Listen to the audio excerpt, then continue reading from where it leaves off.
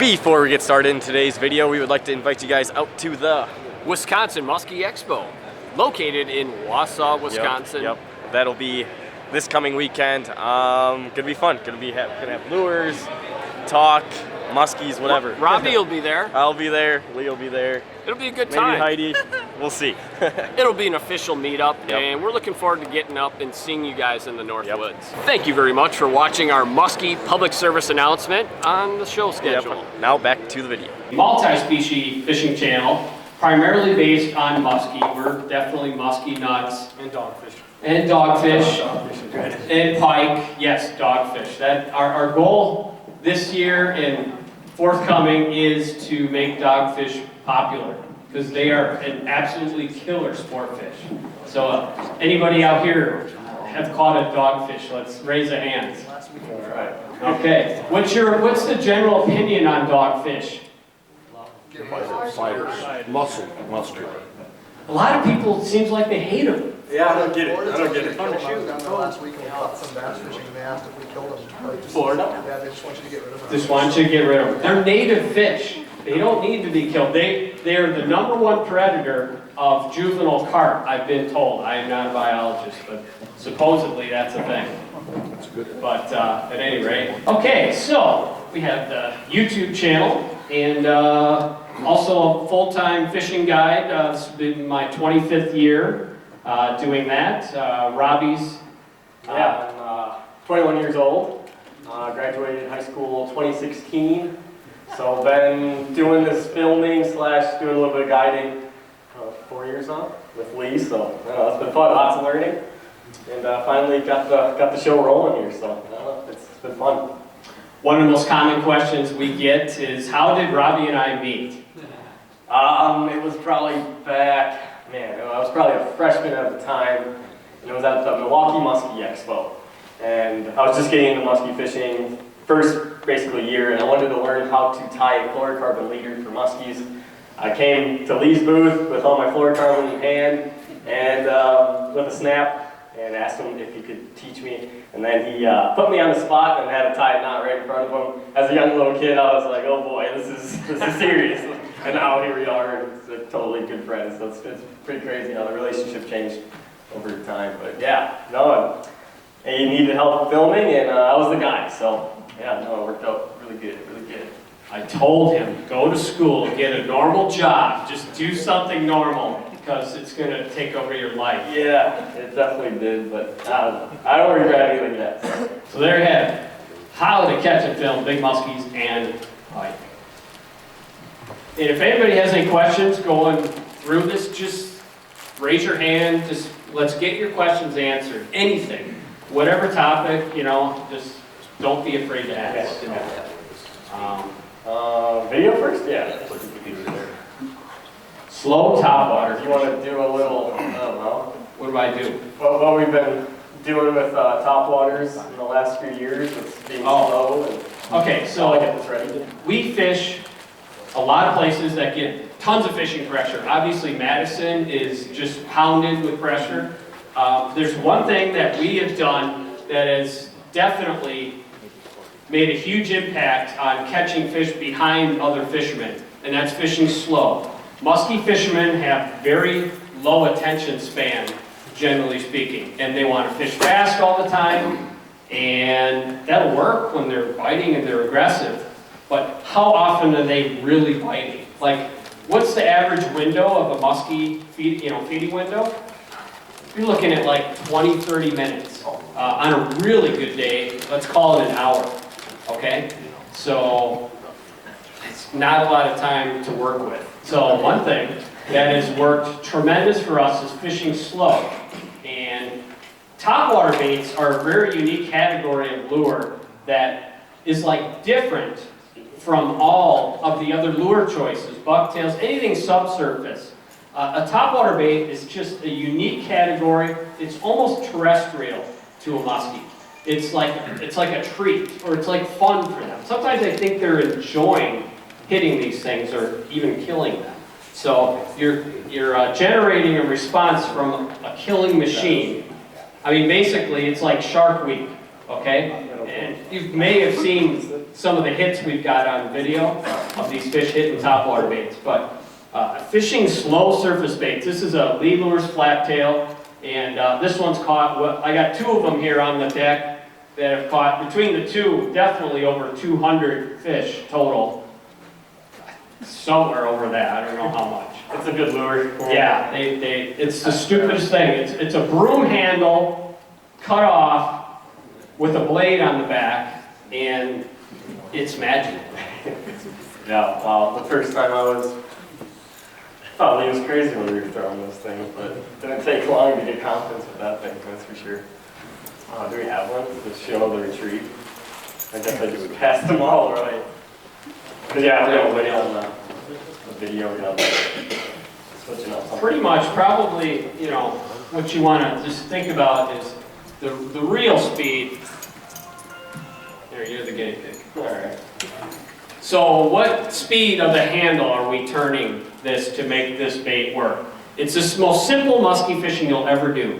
But basically, you can just loosen the drag and even just show them the basic handle speed of how slow we'll turn the handle to work this bait. Other way. Yeah, I know it's good. Okay, so here you watch his reel speed, his handle speed here. There we go. That's a 5.8 on a Tranx 400, which is 30 inches, which is a lot. Okay, yeah, they make a faster one, but I will say, we both have a very old Calcutta reel that's a 4.7 retrieve. It's the old school. They're like 15 years old. And we both bought them on eBay because they're a high quality reel that has a super slow speed, and it forces you to slow down. All right, here we go. Queued up, buddy. All right. Thank you, sir. So, we're going to show you a little smidge of what happens on the local lakes here with the flat tail. I think we would have some audio. So we're just going to have to watch this. Robbie, what are you saying? I was saying, I'm by myself. I have a big muskie on. Yeah, really scared at the moment. Really pretty scared at the moment. This is probably the first fish over 40 for the season. This is 2 years ago. And yeah, I did not want to lose this muskie because I finally hooked a good one. I believe before this I kept losing muskies, so yeah, I was quite panicked at the moment. This is still I think one of the biggest muskies I've caught by myself. And yeah, it was pretty fun. It was not before a storm, but it was right after a storm, so it was really calm. Key time for big muskies, by the way. Yeah, big time. Right after a storm, get out there immediately because they're biting right now, I guarantee it. Yep, I was actually sitting in, I think I was out already, and I saw the storm come in. I had all the camera stuff, so I ran back to the truck, got everything dry, and I was just looking at the radar, and I was just like, okay, when this passes, good things are going to happen. And sure enough, my old reliable reverse loon flat tail comes in, and yeah, it was scooped up a mid 40-inch muskie. Here's Robbie. Oh my God, it's a big fish. It's a big fish. Oh my gosh, look at the size of that A muskie. lot of words coming out. But This is Lake Wausau. nice fat one. About as good as they come. Especially that was, I think, late June. So yeah, another thing. Did you mention when you throw flat tails? Or it's like the earliest? But it's probably the best early season topwater as well. It's so slow, it's so subtle, it's not going pop, pop, pop, pop, pop, which those pop-pop style baits generally are not as good early topwater season, unless you go ultra slow with them. So, any questions? Topwater type stuff. Someone break the seal. What's the best time of day and night for all that? Best time, day or night. Earlier in the season, we do better on top waters when it's calmer during the day and even sunny conditions, like in upper 50 to low mid 60 degree water. The warmer it gets, typically the more they want a low sky condition or early or late in the day, clouds. So it's kind of more water temp related overall. But nighttime's always a good time. Yeah, can't beat that. Yeah, Eddie. What was the one that jumped in the net? Oh, that was That was, third week of May, so yeah. yeah, no, that was. What bait was that? Was that That's a flat? flat tail, yeah. I was getting a lot of follows during the day. This is a May when that's pretty typical. Clear water. And yeah, clear water. And I raised the fish on a rock bar earlier in the day, and then came back at her at like, I don't know, probably right when it got dark. Last night. Yeah, that was pretty dark though, but yeah. And sure enough, cast right on the same icon and it bit. And I'm sure it's the same fish, had to be, but yeah, Back to them. yeah, no Is doubt. it really important to have like a certain cadence with each beat to get that right sound out of it? Is like the sound and the tops really important? Top water speed is essential. Yeah. And I'm always listening. Yeah. We should go through our retreat like a full. I'll walk it out on the flat tail. Oh, Our sure. triggering maneuvers on flat. Yeah. Who's got I'll walk the flat? All right, I'll get that from you. Sir. We'll walk down with it. Here, I'm gonna go fishing for Robbie. Yeah, I'm being musky right now. One more. Good, this has a snap on there. All right, Lee's casting out. Okay, I'm in the boat. I'm in the boat. Oh, that was Is your drag tight?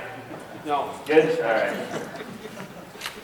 Good, all right. Now here's an interesting thing too. Drag on top waters is the lightest drag I fish of all lure categories. You don't want to rip the hooks out of the fish because they're often barely hooked, so keep that in mind. Basically half the drag I would fish on rubber or a big bucktail. All right. Plop. Okay. Here we are. Fishing my lines wrapped. There we go. But, all right, you got one follow. Oh, now I'm going to keep doing the same thing for 5 to 8 feet. Oh, no, it's not working. Boom. That's not working. I'm going to flip it again. I'm going to lean down. And I'll actually even go one-handed and get all the way out even farther, like that. I don't know if I'd recommend that, but you'll get to a point where you're totally comfortable doing that. Is it more of, you think it's the direction change or the speed that comes with that direction that? Or try to keep the same speed when we do the direction Yes. change. All right. Because sometimes if you direction change too fast, it'll spook them. Right. Oh yeah, So it's like especially on a slow bait. Yeah. It's really, you sir? Figure eight, you stay on top of the water? I stay on top. Can you catch them underneath? Absolutely. I like to catch them on top. It's a lot cooler. It's fun for me. Yeah. There's times where I have read the mood of the fish where it was hanging deeper, not high in the column, and I've been able to convert fish underwater on figure eights, yes. Anything else? With the figure eight being on top of the water as opposed to down where you need to provide a little more force with the rod, are you still keeping it slow? I know you mentioned specific to direction change, but when you get to that figure eight itself, are you still plop, plop, plop? Yep, keep Very That's slow. what I do. Not Yeah. fast like you would go through and try and get that sound or the action with any other bucket. Try to keep the exact same pace. And that's just, so come to the boat, Robbie, with the bait. Every cast on top will do an L turn like that. And when you make that turn, you've got to keep that speed exactly the same, I think, for the most part. Because then they can anticipate the movement of the bait. If you speed it up, you're going to either spook them or pull it away from them. Yeah. I remember when Lee taught me that. That was crucial to a That's lot a of game fish. That was so cool to learn that little tip. Cool. All right, yes. How's trying to wave action, will you still use that bait? 2 foot chop, Yeah, big chop. Really? Totally 1.5 feet for sure. our buddy Michael Hansen got his biggest muskie ever, 53.5, and probably 2 foot chop at night. And Yeah, so it's like they know where the bait is. It's so crazy, so crazy. If fish are missing it, is it like a retrieval thing, or is it a color, or is it just that they're? or they're just being musky. Yeah, that's right. I think they often they're not even eating it. Okay. You see their mouth is almost closed when you watch the video in slow motion sometimes. Yes? With that top water, does it matter what kind of density you get out of the tree with that wooden top water? It's a cedar bait, so they're all super buoyant. Yeah, it's not like a glide bait or something where you need you know, a certain density of wood, yeah, they're pretty much all real high floaters. And some of the baits, like my chopper, I use pine, because I want this bait to sit a little lower in the water to get that tail to pop correctly on it. So, and this would be a style of a, you know, the prop rotating bait is a little faster, more aggressive of a retrieve than the flat tail. And, yeah, I mean, and there's so many days they're on one or the other. And when you got 3 people in the boat, it's extra easy, because then you can kind of process of elimination quicker too. And I'll pass this around, you guys can check this chopper out. This is the bait I first made ever, Lee Lures water chopper. I've caught a couple. What's that? The rod length? Rod lengths are 9 foot basically on everything. We do run some 9/6s as well. So, and we'll pass those around too. You sir? That flat tail, it doesn't really have a cadence. It does a little bit of everything, doesn't it? It's a random action. That's part of it. Yep. There's no pattern to it. I think that's another reason why it's so effective. Inconsistent. Yeah.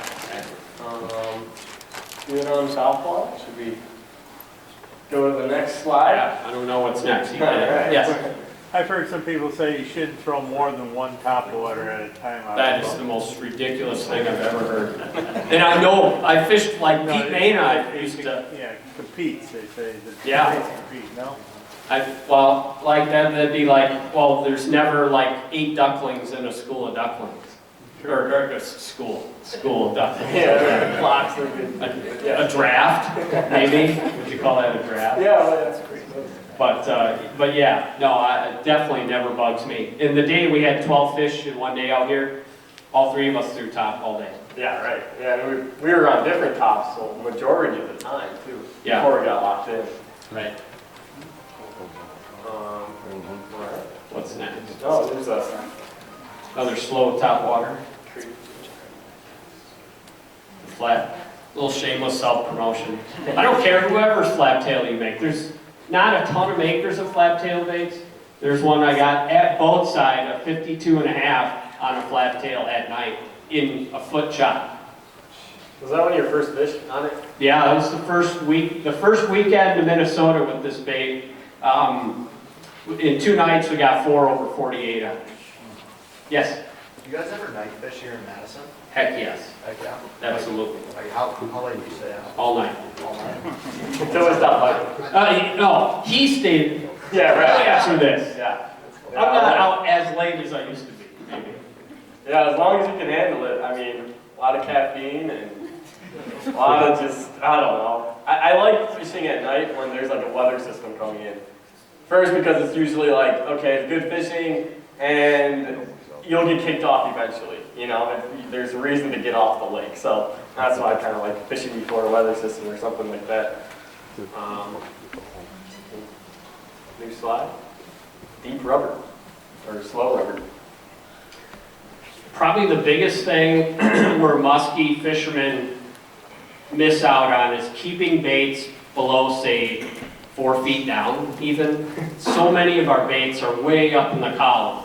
And obviously muskies' feet tend to feed upward, their eyes are on top of their head. But there's a lot of times when they're not willing to come up to a top water bait or a high riding bucktail. And that's where rubber baits have really come into play, just a jig, you know, that's all it is really. And this is a husky Medusa, which Robbie caught the biggest fish of his life on. Just YouTube, 18-year-old catches 50-pound muskie, right? Yeah, so that's a good one. I would suggest watching that video if you haven't already. That was very fun time. That's where Robbie's life changed. Yeah, that's when, let's see where we are. And then another lure that's really changed the way we fish the last couple of years is the cast tackle Poseidon, 10-inch swim bait. We wish he had a smaller one, but you know, we're working on that. We're working on it. But yeah, I mean, this Not bait, a big bait. yeah, this bait runs in such a different depth than, I mean, other straight retrieve baits. But it's like 7, 8, easy, 6, 7. You know, it's really a unique bait to where you can run it at any specific depth and keep that one depth very easily. You can run it 10 feet down very easy. You can run it 5 feet down very easy. It's just really versatile that way, and it sinks really quick. So you can get it down, you know, on the bottom in 20 feet of water. So that's a big advantage to a lot of other baits that just do not get down that far. So what we're going to do, we're going to show you basically the typical retrieve. We haven't done this before. We'll see how this works. Yeah, there's hooks on this, so. Okay, so you know, maybe the first time you'll maybe watch my reel, and then the next time you'll watch Robbie make the bait move, how we make it move. So you can focus on the reel for this first pretend cast. And this is a 9.5-foot rod, telescoping, Esox Assault, Chaos Assault Stick, Tranks, slower speed Tranks, 5.8. I have it converted to a single handle, 80-pound braid, and this is pretty much it. So the bait's wobbling. 2 or 3 times in a cast, I'll go like this. Watch my reel. Boom. That was a long cast. I'll do one more and rip it into Robbie's hand. Yeah, I'm kind of worried. We'll see. So we'll make another cast here. But basically what I'm doing is that bait is tracking at whatever depth you kind of picked where you want it to run. And you do that quick jump of the handle. That's 30 inches of line you're cranking in a millisecond. And what that does to the bait, it's tracking, it's swimming, there's a muskie following it. I'm just going to go boom with the handle. It's going to pop it kind of upward or sideways. It's going to do something different. Is the thing. That's the thing. They're tracking it. And obviously this bait you can cast really far. So if you did this maneuver 3 or 4 times on a very long cast, then it's doing something different. If you did it every 5 cranks of the handle, then it wouldn't be different. Yeah, a normal retrieve. It's just like playing with a cat, you know, with a toy. You know, what do you got to do to get them to come around that corner or whatever? It's the same thing, you know. Teasing them. Yep. So it's just that steady, about this speed. Boom. Then figure 8, obviously. I mean, just like this bait, figure 8's really good. Yeah. Robbie smoked a nice one on St. Clair on this. Wow, that's so cool. On the figure 8, 49 and a quarter. Yeah. That was a nice one. John B caught his first muskie on that maneuver. I'm sure a lot of you guys are familiar with John B. Yep. On that little maneuver. Yeah, that's exactly what it did, is when you did the quick crank. Yes? When you guys are fishing deep water baits, do you like to fish them in open water that's deep, or like off a hayloft or something? We typically structure fish a little more, a lot of the fishing we do.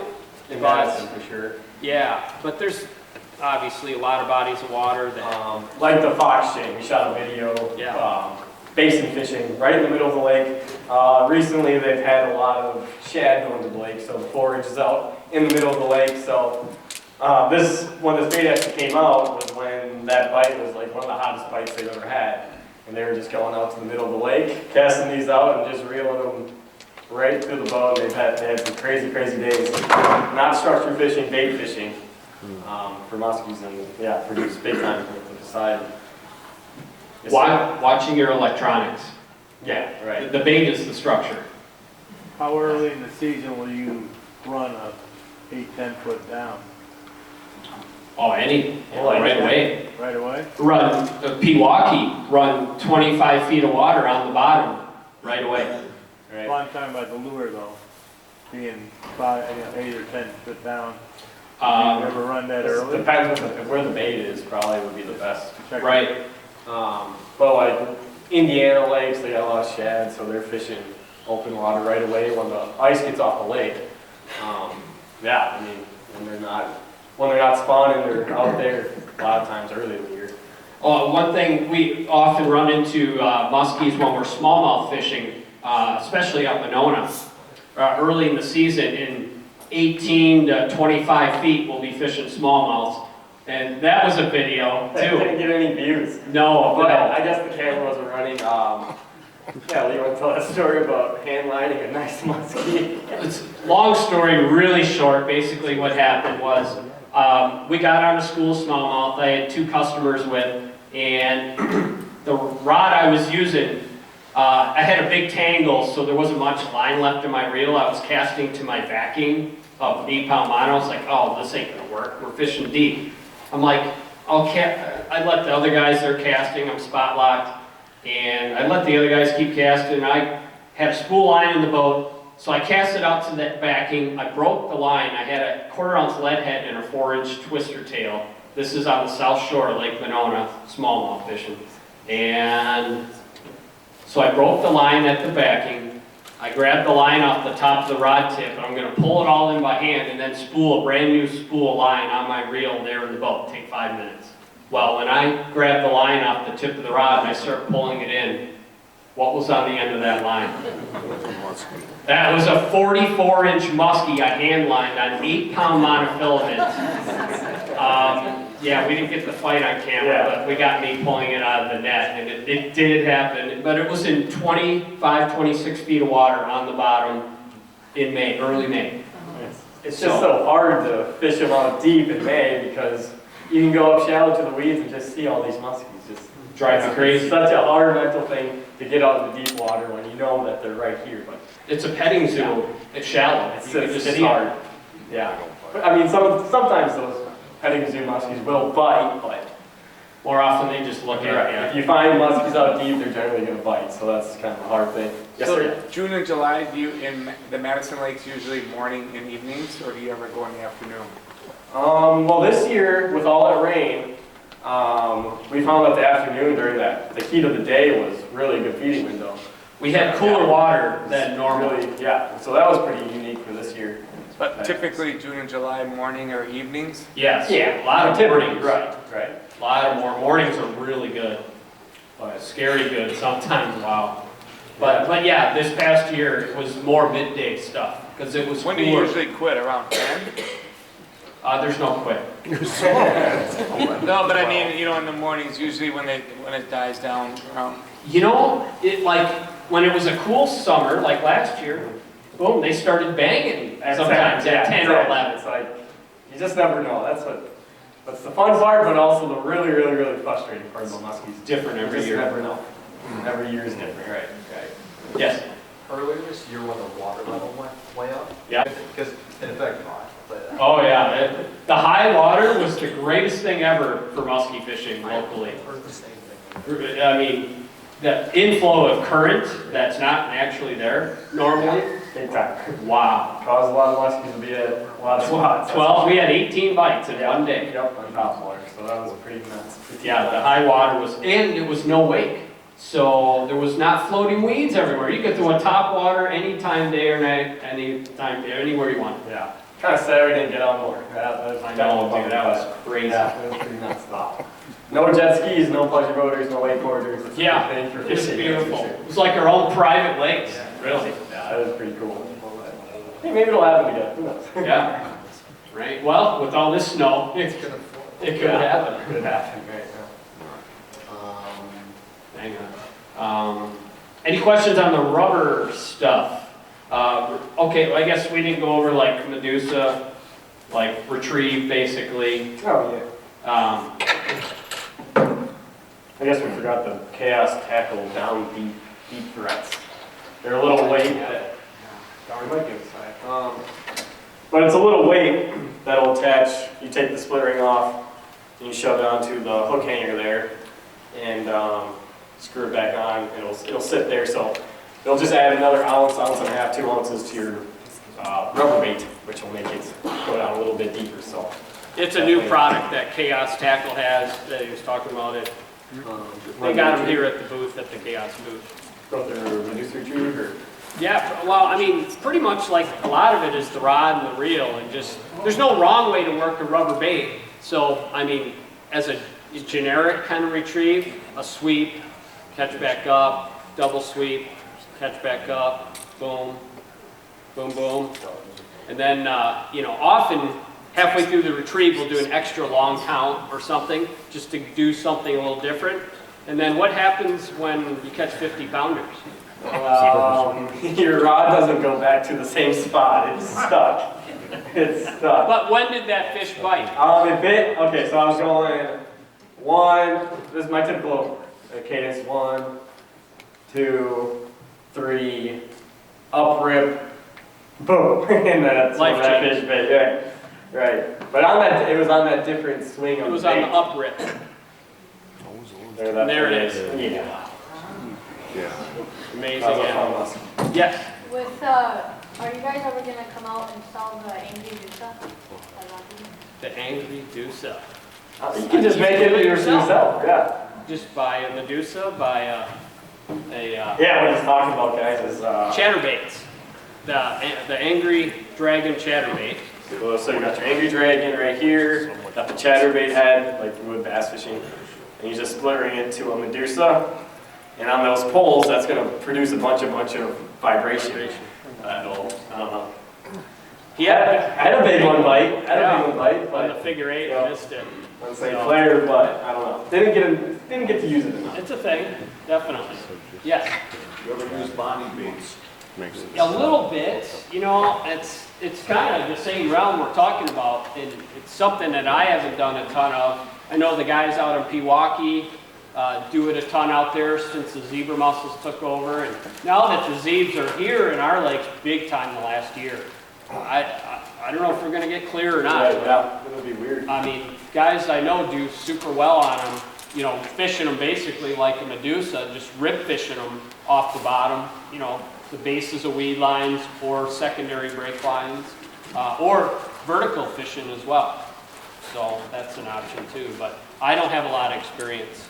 Not a lot of patience for vertical fishing. No, I'm the guy. It's hard. It's a hard mental thing.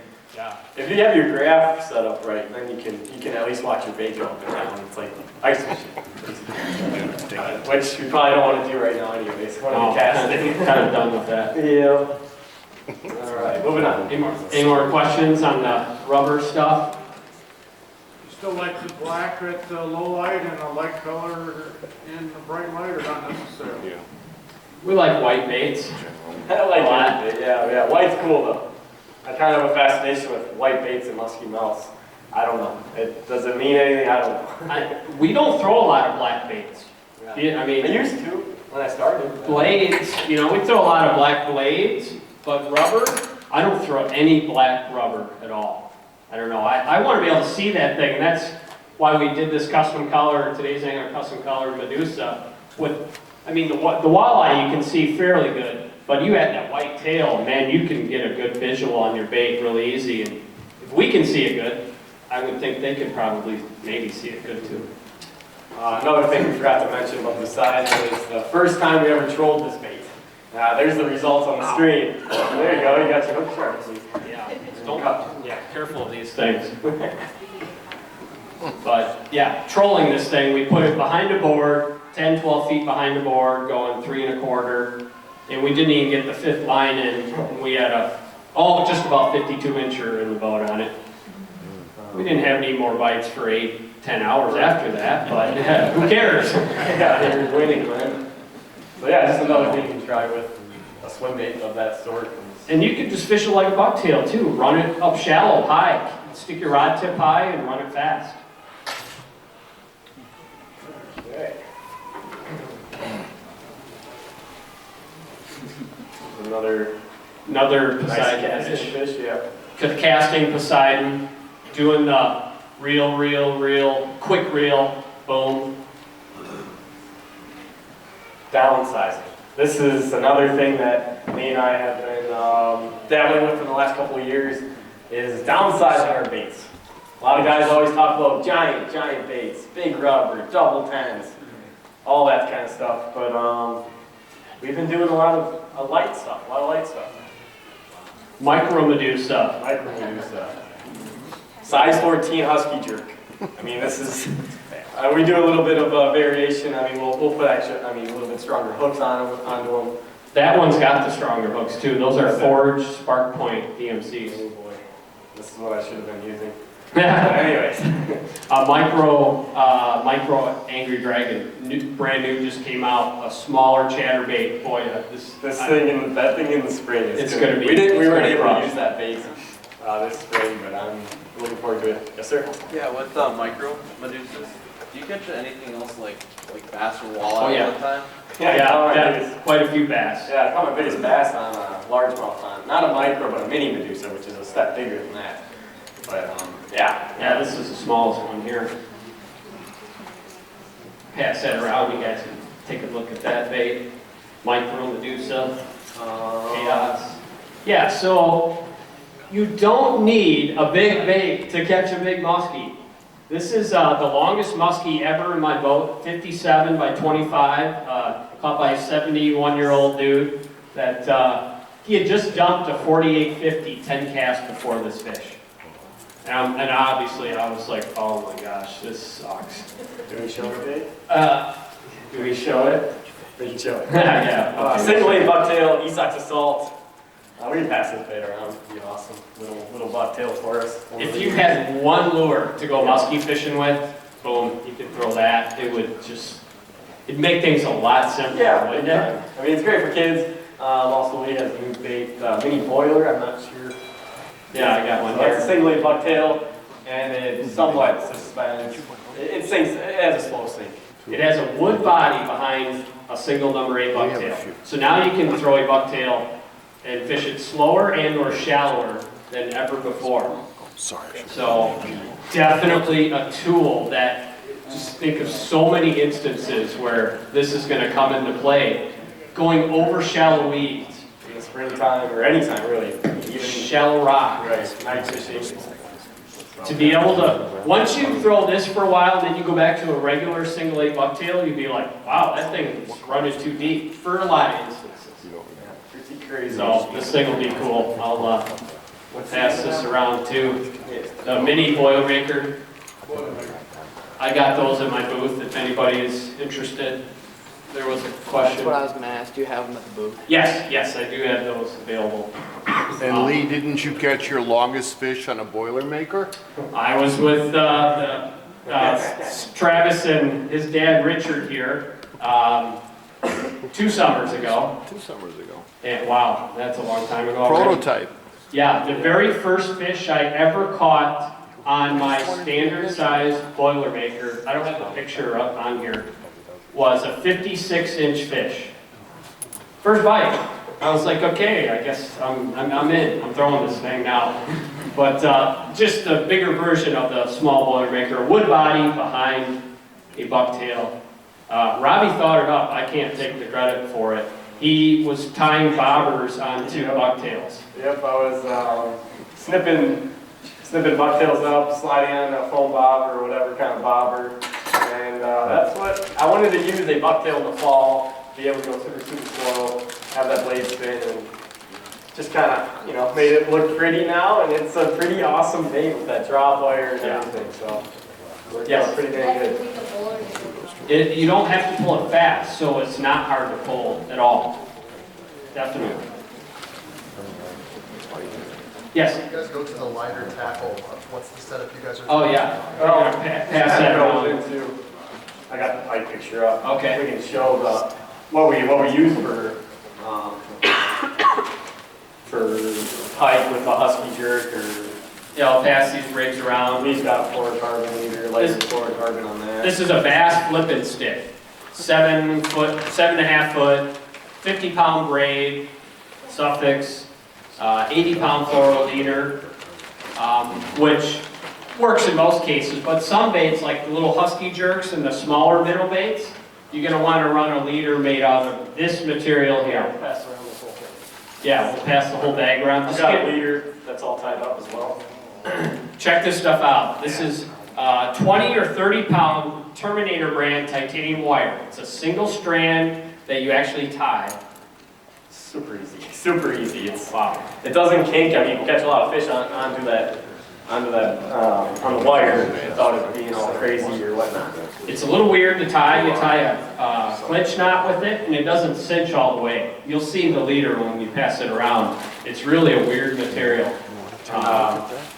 That's what we use when we're swim jig fishing, bass fishing, because On Mendota, there's giant pike, so you don't want to be, breaking off on what could be your biggest pike ever. So that's why, when we're bass fish, we usually have a little bit of titanium in the front, just so we can land any toothy critter that bites in the springtime or whenever.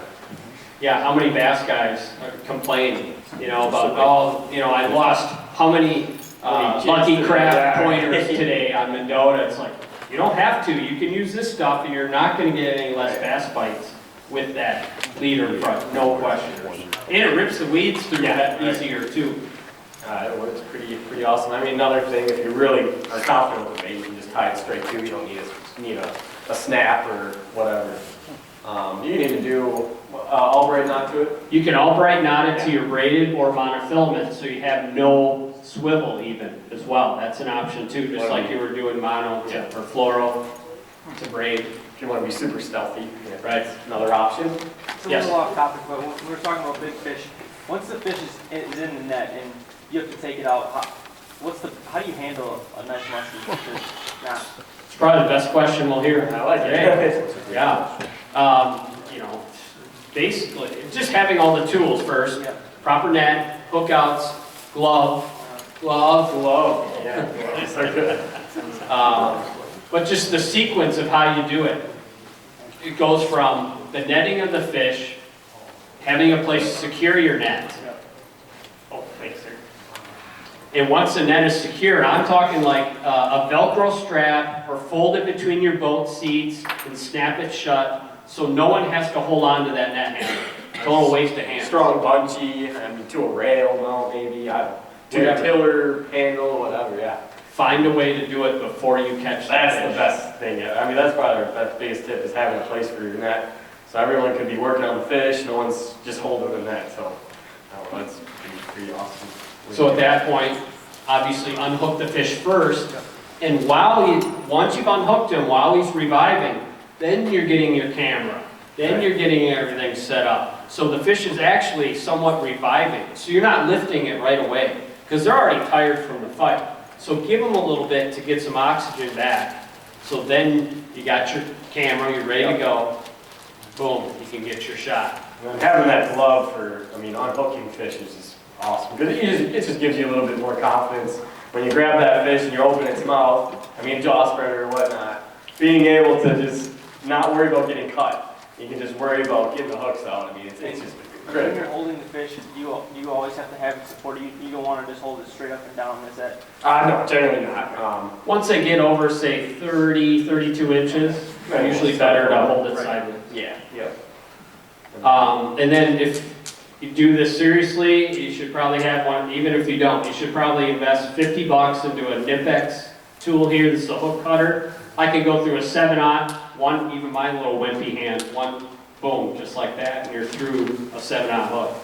If you happen to get attached to a fish, I've never been that. Heard about it. Yeah, I've heard stories. Yeah, don't want to be there, that's for sure. But having that, just Nipex. about. Yeah. That's an Knipex. They're like $50 on Amazon. Well worth it. I guess we were on downsizing. Yeah, small trilogies, another Yeah. option that probably not a lot of guys have is the smaller trilogy. New bait, the trilogy.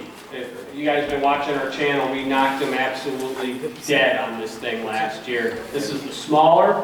We had some pike action on this as well on Mendota here. So yeah, and we weren't fishing that in the springtime, so we'll see how that goes. Yeah, we got them later in the year. And we can pass this around. You guys can check that. There is one hook on this bait, but it's like a pinwheel blade. It's not like anything else. You go into gliders for pike. Bigger gliders. Yeah, it's kind of downsizing, slowing it down is another. Yeah, just for sure. Any style of glide bait is another killer. It's a small bait, 6-inch bait, a killer pike, and obviously musky too bait. If I was going out pike fishing on Mendota, like in October, November, if I had one bait, this might be it, a glide bait. It's going to produce day in and day out. Or it would be the one that's on the rod passing around, a spinner bait. Those two, lock and load. Spinnerbait. And the retrieve on a spinnerbait, basically the sweep or the pop, the bump. Should I steal that away from that? Is that the Here, boiler you can do it maker? on this. Well, someone said, I thought somebody had a question. So say again on the spinnerbait in October, November, how are you retrieving it? Steady, and then 3 times on a cast, give it a quick turn of the handle or a pop of the rod. Just something different. But don't do it more than that, because then it's not different. Yes? Retrieving a glide bait, you just throw out some pointers because I tend to be quite lost on the glide bait. It's a hard bait to start with. I remember trying to work the first glide bait I ever got in my hands. Like, wow, these things are a piece of junk. But it's technique. I remember going to your seminar and listening to you do this, and that definitely taught me. So yeah, go ahead. See, I do a shorter rod. I actually like doing it better on a paddle handle versus a big single handle. What I'm used to. But if you want to put that down there, that would be cool. Yeah, glide baits. The biggest thing about glide baits is you're watching your line. It's line management. How much slack do I have in my line? And it's another reason why we use white line. Oh yeah, that's true. Yeah. So I basically have 2 to 3 feet of working slack whenever I'm working a glide bait. See how loose my line is? I'm like boom, boom, boom. See, when he does that, just what I'm holding in my hand actually hits left and right. You're only touching the bait. Sorry. You're only touching, making contact with the bait, like drag, for a millisecond. It's boom, and you're giving the rod back immediately. And that's the problem that people usually have, is they sweep it. They move the whole bait with the rod. You're only tapping it to get it to react to swing 180 degrees. Wacky worm. You just kind of tap it. Not sweeping. Right. Yeah, you're not moving the bait with the rod. You're just making it, you just tap and then it just goes side to side. In a typical cadence, I'll do like, run some line out here. I got a sucker coming in here. It's like boom, 1, 2, 3, 1, 2, 1, 2, 3, pause, and then a big jump. And you really, when you do a pause, 2 or 3, just like all the other baits, 2 or 3 times on a cast, just interrupting the bait with a extra long pause. All right? And after that long pause, really hit the bait and get it to really fling to the other side. Boom, so many fish happen at that point on gliders. So it's line management. I actually, if I have someone in the boat that's struggling on a glide bait, I'll say, okay, now don't worry about the rod, just use the reel. This is a great way to learn it, is don't even move the rod, just boom, boom, just with the reel, boom, boom, quick turn, quick, and that'll do it. You won't even need the rod, but obviously we use both. So that's a good way to start out on glide. Wire leader? Wire is probably a little freer, probably a little easier. This is just like a 174-pound wire, no swivel. That definitely helps. The bait glide is no swivel, no drag. Split rings? I've got a snap on this one, split ring, great too. Yep, either way. Makes them move better. Yeah. Any other questions? All right, we'll show you a little about cameras and what we do here. How are we on time? Okay, oh, we're good. Since we didn't start till what? 20 after. Okay, so. Oh, I guess we forgot the micro baits. Pike. Video. Oh, Play that? Yeah, go ahead. Oh, shed some water. Nice water.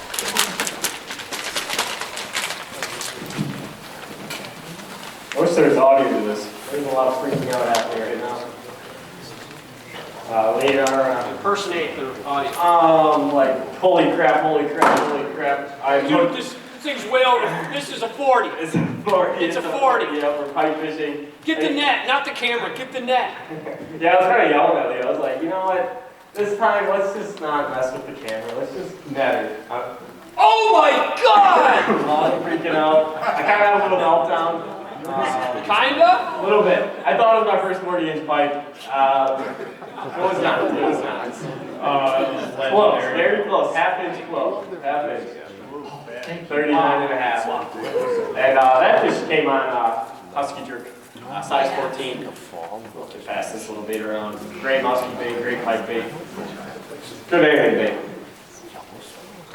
You got it on the collar though, didn't you? Collar, yep. They gave me a nice box. But yeah, what an amazing animal that was. Incredible fish. That was so cool. Wow. Any other questions on pike or anything else? Whatever. Just yes. This is kind of pike and musky, crew clear, just caught the biggest tiger. He beat me on his first one. 42 3/4. Lake St. Clair. And I caught one earlier that day. We had a 2-tiger day.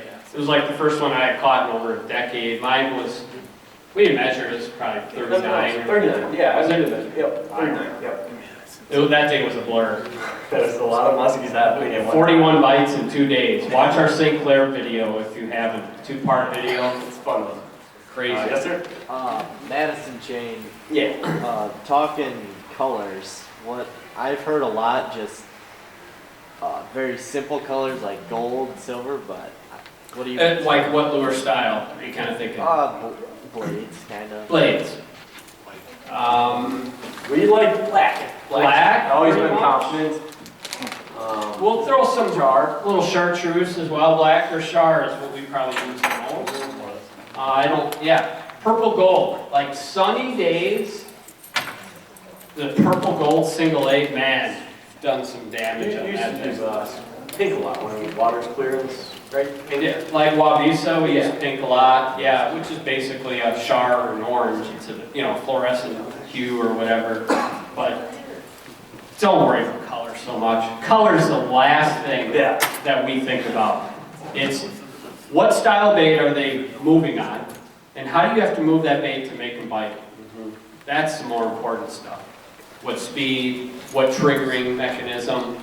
That's color, bottom of the list, for sure. Yes? So aside from color, say you're going to a new body of water, you do it yourself. Other than, weather conditions and just seeing water, the lake itself, what's your go-to for searching it out, feeling out what they're biting for? What's your first lure? Summer or fall? Summer. Definitely a bucktail, probably a double 9, double 10, or a single 9 or 10. Esox Assault now has these single 9s and 10s, which looks so weird in the water when you're used to fishing a double 9 or 10. But Robbie, do you like these? Yeah, that works. So, yeah, single blades. Yeah, well, I guess we didn't really talk about single blades so much. So that's been definitely a... Robbie has crushed some bongos. Yeah, definitely some go-to bait. I guess, yeah, we do have a video. Where's the green? Yeah, play the green bait. Yeah. So this is single purple gold, number 8, Fox River to Pier, opening week 2 years ago? Yes, 2 years. Yeah, you gotta see this. This will get your attention. Well, I guess Minnesota single 10 will come up first. Okay, yeah, on the figure 8. Got her, leave. Oh, that's kind of, things were coming out. I'm like getting the camera, Robbie's like, no. No, just net it. I'll just net it one-handed. Yeah. Watch this net job. Wow, it's making some big moves there. Yeah.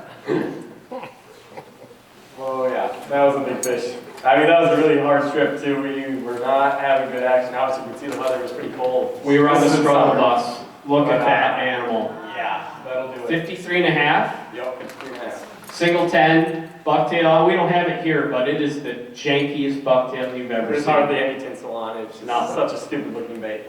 Yeah. And then this is Cold Springs Drill in the Fox River. Oh yeah. Single A bucktail, I know that's being passed around. It is. No. Yeah. That is the 172 bridge. Yeah, right, yeah. Secret spot. Look at this, even turns the camera, dude. This guy's a pro. This guy is a pro. And this is, oh my gosh. The greatest net job of all time, coming up. Coming up. Oh, thanks, Michael, you got it. Oh, yeah. No, you don't. Oh man, that just happened. We got it. Oh my gosh. A little bro hug, you're good, yeah. Look at that. 52-inch here. Wow. Yeah, that was nuts. How big was that? 52. And then this is a couple hours later, I hook up again. Same bait. I was at home building lures, and KV wants to know. Wow. That was a magical day, wow. I don't think that'll happen again, that's for sure. In the bag. The bag. How big? 53. So 52 and 53. Back to back. On the single 8 purple right there. Yeah. They've got them here at the Chaos Tackle booth, so if you had one lure, boom, there it is. That would be the go-to. Look at that. This soup. Oh my gosh. Still had eggs in her. Just amazing animals. Eating. Shoot, it's just nuts. Those green bay fish, they are they're not scared of special eating. breed. And then this is Lee's first fish on the boiler bait here. Oh yes, with Richard and Travis here. This was a special moment. This thing almost took my head off. Watch this. Oh no, that was enough. We're gonna try to do it again. Oh Yeah. Nuts. That was awesome. Oh. What's the audio on that one? Yeah. Right. It was a quiet one. Yeah, I was Very pretty calm cerebral. other than when it almost like cut my jugular, my neck. You knew right away that it had. This is green that bay it was your also. love This is fish. another big boiler fish. Yeah, this is on the big boiler. Night fishing, Green Bay, summertime. First time we ever did it. Yeah, no, there's a lot more boats doing it, that's for sure. We got 2 over 50 that night. Lost another one. I'm not sure on that. And green bay fish, yeah. So there's some video. Let's we'll show you real quick our camera positioning and apparatuses and items. We do have a Mavic drone. These things scare me. Robbie touches this. I don't look Scares me. Yeah, I don't. Andrew here, our editor that used to do a lot of editing, still does our dope intros and really high-class B-roll stuff. Lent us his drone to use while we put it in the Wisconsin River the first 2 minutes.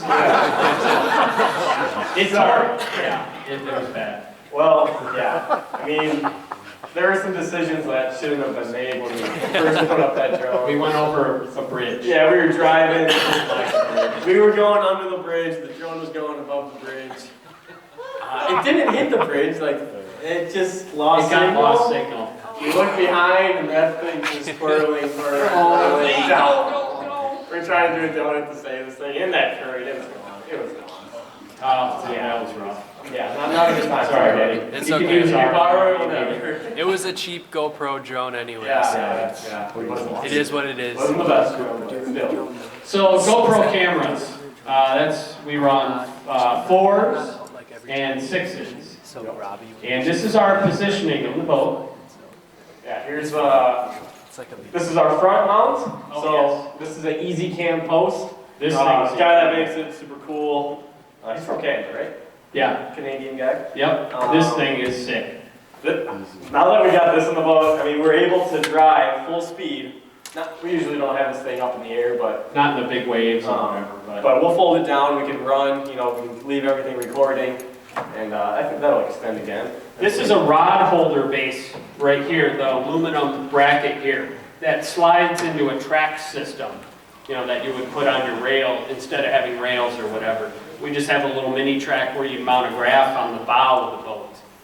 And obviously with the ram ball on top, I mean, you're totally universal.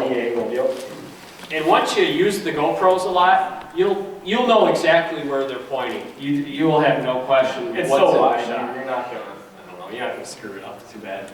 But another thing with the GoPro is we run it on a loop, which means so you're recording, you catch a fish, you stop the GoPro, it keeps the last 5 minutes. So You just gotta remember. Right, you gotta remember to click to stop it, otherwise you lose what happens. But that way, when I'm going back into transferring footage, it's not 8 hours of footage on one card or whatever.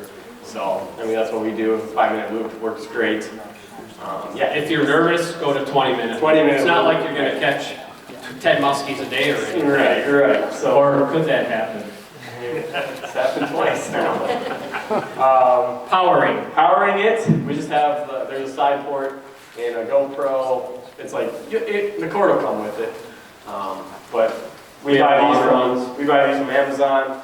We just tried these new cords out. They're kind of metallic-y. They've been running a lot better than like a rubber coated cord. So that's been a good little find. Otherwise, we're burning through cords once. Like every 3 outings. Yeah. So these have been solid. This is a 2600 mAh or whatever. 26,000 milliamp hour. This will run a GoPro probably 2 days.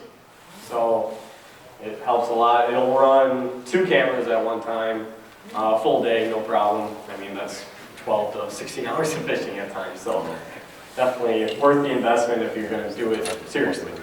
So you say you got it on a loop and you stop it after you catch a fish. Yep. When you restart it, is there a way to jump out of that loop to another loop? Yes, it'll just restart another. Yep. Just automatically? Yep. Automatic. Yep. Okay. Yeah, no, it's very nice, yeah. And incidentally, we use an aluminum hard case for the front because people like to hit them with their rods. That is how we go through GoPros. Really, they catch the cord and it messes up the port. Charging. That's usually how we end up failing. But they have 2 power ports on a GoPro. They have the back as well. So once we break this one, there's another plug for the back. So, and then we send them the GoPro. And then it takes about 4 or 5 months to get them. Yeah. We actually have the 2 they never sent us back. They finally gave up on us and quit sending us repaired GoPros. So we have about 15 of them. Yeah, we have a lot of GoPros. And I want to mention on the Easy Cam post, this is an actual rod holder like like a charter style, like Michigan style, that you would, put the rod in like this. Yeah. So, in case you're wondering what that was. Yeah. Moving on to the middle of our boat. I don't have another. Here, That's all right. Yeah, I didn't get the picture. In the middle of the boat, this is where we get the juicy slow-mo. Yeah. Right here. So we got 2 Hero 6 cameras sitting in the middle of the boat. Here, why we use Hero 6, it has 240 frames, which means you can slow it down. You're 10 times as slow as the normal speed, which creates some crazy slow-mo. You guys have seen our air jaws muskie, right? If you haven't, stop by my booth. Yeah. You need to see this. Check that out. That's from this camera here. But these 2 run this on a 5-minute loop. It's got the cord in the back, or in the side, rather. Plug it into the power pack, and you're good to go. 240 frame. 40 frames, pretty awesome. Another camera that we use in the back. This is kind of our travel post. I should get Slash our back camera post. So this is a Ram. Actually, we'll tell them what this is first. This is a monopod from Amazon. I think this is the 60-inch one. The big. 60-inch monopod. Only $25 or so super cheap. Ram ball. Yep, ram ball in the front there. Onto there, you can move this around any direction. Super nice. Also a ram attachment here. It'll go around most rails or whatever you'd have in the boat. Oh, pretty nice that you can clamp on basically anywhere on the boat. If you're going with a buddy or whatever and you want to have a camera up, easy to do. For cool angles. And then it often helps to have like another bungee separate to kind of, if you can like I put it to my kicker also so it's not wobbly at all. Yeah. I don't want it going into the water. That happens a lot with us. That's never happened. Oh wait, yes it has. crazily enough, you can have a GoPro in the water a lot of times without its case on. Just pull it out, pull everything out of it, put it in a bag of rice, and hopefully the next day it works. You're right, yeah. So yeah, so the one we just showed you, that's the back mount right here. So then with our chest cams, move on. Chest cams here. This one is Lee's. This one rides a little bit higher. What was it, velocity clip or whatever? Yeah, velocity clip. Same deal as the front. We just have the side port right there. Plugs right in, and then we get 13,000 milliamp amps, whatever that word is. Right, not that. And this fits right in the pocket, and you're good to go. Definitely suggest having a chest cam at all times. You never know what's going to happen. If you just wanted to start filming, either the way to do it would be put one on your bow or a chesty. Yeah. But start out, yeah. When you got so many cameras, are they linked at all to start and stop, or you gotta run? Not at all. No. There's a way to do that, but yeah, we're not doing that. It just sounds really hard. It's already bad enough. So what would, if you wanted to get a GoPro, which one would you get? We would recommend the Hero 3 Plus for a no trouble camera. You just want to shoot some stuff, you don't want to get fancy. That's the most reliable camera. You can find them used on eBay, maybe even still Amazon. Cheap, yeah, very cheap. 120, 30 bucks or something. Maybe not even that much now. Not the best picture, but reliability, yes. Second to none. Okay, so on our chesties, we run a 4. The Hero 4 has absolutely the best audio of every GoPro. That's a big thing. Yeah, big plus for us. It's like having another mic. I mean, it's pretty crazy. Oh yeah, it's super high quality. Yep. And if you go to the 5 or 6, which were underwater capable cameras, underwater capable means what? Horrible audio. Yeah, terrible. It sounds like you're underwater. Yeah, not good. So it's kind of a bummer they did that with the new cameras, but yeah, what it is. So 4 on your chesty for audio, and you could go a 4 silver. It would be the cheapest option. They shoot basically the same. Yep. But we'll probably buy all those before anyone get them. Yeah, we need to stockpile some GoPros for this coming season. Yeah, it's a bummer, but. Any questions on our equipment? Yeah. You start in front? What do you guys use for a big camera? Right on the tripod there is Sony A7 III. So, which we just got back from repair. Yes. It had a mic issue. Our mic jack, was all screwed up. So that has continual autofocus on it? Yes. Yep. In low light? Wow. Yeah, greatest low light camera that's out for that price range, and it shoots 120 also. So that's super cool slow-mo as well. $2,000 price point on the cam. For a camera that can do that, it's pretty crazy. Except for the lens. The lens is another, the lens we have is 1300. Yeah, so. Wide angle, because we're always shooting ourselves, like blah, blah, blah, blah, blah. You want something wide. Yeah. Yep. So, speaking of wide angle. Oh, wow, I guess we can go into that. If you've been watching lately, it looks like you're watching the entire world through one lens. This is a 360 camera, GoPro 360. It broke the second day we used it. Back and now she's working. It's been working since, so we'll just be good. Yeah, right. You sir? Yeah, I see some the Hero 7 blacks. Yep. The newer ones, the LCD on the back. You guys custom on Have not. So I see I can trade in one of my jump sessions. Sure. $100 off of one. I don't know. I mean, it's probably going to shoot some awesome quality. That might be worth it. But otherwise, I haven't heard much. I haven't used it or had it in hands. The biggest advantage of the 7, I think, is going to be there's image stabilization on the 7. So it's like that's gimbal, basically. Like you're holding a gimbal, so that'll be really cool. I mean, potentially, like if you were driving in your boat, it's going to be super steady, so not so shaky. Don't wear a head cam. Although that might solve a head cam. Yeah, it could, but man, that would be rough. Yeah. Thing gives me a headache. Yeah. So how do you guys figure Look out weird. where GoPro was positioned when it's on all the time? Is there screen on top so you can see? You just kind of know. It's like a 270 is what it's faced, so you can basically picture it as shooting like this off your chest. 170. Or 170. Yeah, 170. No, Yeah. 270. Definitely not 170. I actually do something. Yeah, right. Any other questions? Yes. Hey, Andrew. I was just moving the tripod. I just saw him go. He knows. I did right away, but since, I don't know, I've been doing this lately, so. I taught him how. He was the prodigy. He was the young Padawan. Yeah, the Padawan. Angie taught me, and I kind of just took off. And let's hear it for the editing skills of these two Padawans. There will be no today's anyway without you guys. But, Is that Adobe Premiere Pro, is that easy to figure out? If you're using computers or? Yeah, so I mean, you just gotta sit down and spend time on it. I mean, it's not crazy complicated.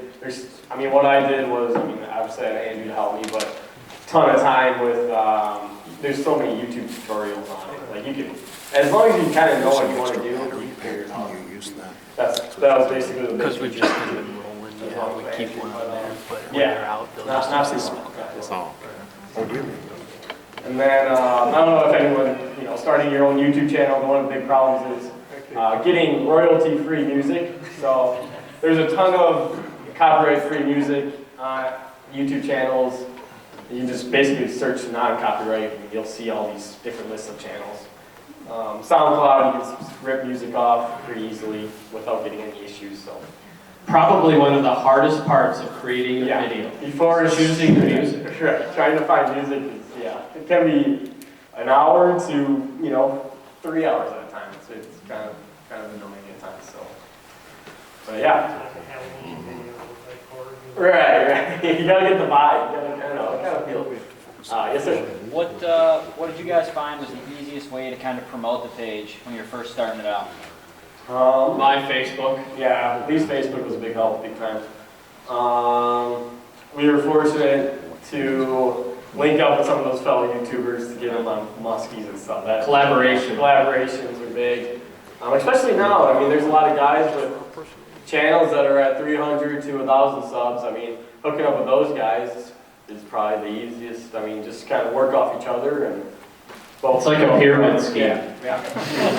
It kind of is, really. The Guggen Squad, they crafted it. Yeah. There's no doubt. And being able to pick their brains, and they told us just do 3 videos a week. Yep. That was it. Yeah, keep your head down and 3 videos a week. That was it. Yeah, keep posting. Because Robbie said he'd do it. YouTube is like one of the places where, as long as you keep posting, you will continue on growing. So it might not be fast, but you will continue to grow. So, we're up to 27,500 subs. Thank you for everyone that subbed us. If you haven't, you just click the little red button. That's free. It helps. And hopefully, road to 75K would be awesome by the end of the year. Would be incredible. 50 we're on track for. Yes. We'll see. But any other questions? We could. Is there any other slides, Robbie? Is that it? No, that's it. That's just our links. Yeah, anything. Questions? Yes, sir. The big and the little battery packs, what do those go for, price-wise? Battery pack, the big one is 80-ish for 26,000, and then about 30-something for the 13,000. On Amazon? Yep. They're Anchor brand. That's what we've been using, ANKER. But those things. They charge your phone, everything. Just like you could do everything. We even we're running our big camera right now off of one. So. Hi YouTube. This is going on YouTube, by the way. The first seminar we've ever shot. So yeah, it should be cool. Yes, sir. I noticed that in your guys' videos, you guys tend to switch up your reels a lot. Like you use casting and then you'll use spinning or open face. Like what, musky fishing? Well, just in general. You guys do different videos at times. anything lighter line, we typically use spin. Yeah. Yeah, like 20 pound and under is basically spin. And then any real preference for like an overall fishing, whether it's, you know, muskie, pike? Muskie, we use the Tranks 400s, a lot of Shimano Tranks 400s. Pike, this is just a bass reel, Curado K 200. What's that, 50 on it or 40? 50-pound braid. Yeah. Yep, our muskie setups have 80-pound braid on a 400 size reel. And then anything down from that, like when we're spin fishing, like pike, bass, we'll have a 7-foot medium with a 2,500 size reel and 20-pound braid. Yep, and then that titanium. Titanium. Yes? Why do you guys use the 400 Tranks and not the 500s? We do use those as well. Yeah, we use the 500 in the fall, like bigger baits, bigger blades and stuff. If you're hardcore bucktailing, yeah, 500, not even a question. Yep. For sure. The high speed usually too. I got a low speed one I use as well for just kind of average reeling bucktails. Yes? How did you get into musky fishing? How did I get into it? Watching in fisherman television. There was this thing that was called a TV. We watched Al and James Linder, and well, pretty much how it started for me is I did a lot of shore fishing in Sauk City on the Wisconsin River, and my dad would take me up there every Saturday or Sunday for a day, and I would, he would either fish right by the where you park, and I'd be in the water waiting and fishing a long ways, and I ended up catching. Well, I caught my first muskie at the Winkra Dam when I was probably 12, 14 years old, riding my bike down there. But Wisconsin River, caught some fish there too. There was a point to this story. I kind of lost my train of thought. Sorry. How you started fishing? I got into, yeah, so watching in fisherman television now would be like watching YouTube.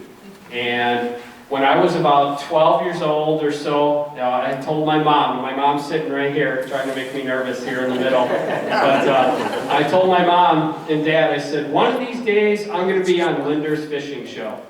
22 years later, yeah, Lee, James Linder here, how's it going? Yeah, just got done reading your latest piece in the E-Sox. Would you have any interest in, those sort of activities with us? Like, yeah, let me check my calendar. I'm open. And that's when I called my mom. I'm like, Mom, I made it. So that's how I got going.